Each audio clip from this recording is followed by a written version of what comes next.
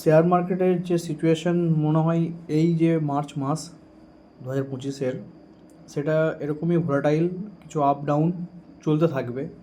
এবং যে র্যালি, একটা গুড র্যালি যেটাকে বলা হয়, সেটা আশা করি এপ্রিলের থেকে দেখতে পাওয়া যাবে। তবে মার্চের 7 তারিখ অনেকটাই মার্কেট নিজেকে একটা স্ট্রং রেজিস্ট্যান্সের মধ্যে সাপোর্টে আটকে রেখেছে।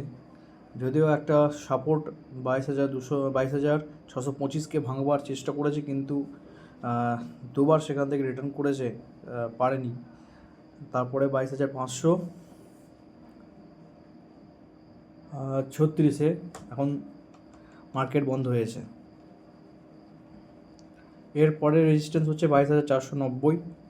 22,490 যদি ব্রেক করে 22,434 হচ্ছে আরেকটা রেজিস্ট্যান্স। দেখা যাক সোমবার মার্কেট কীরকম রিয়াক্ট করে।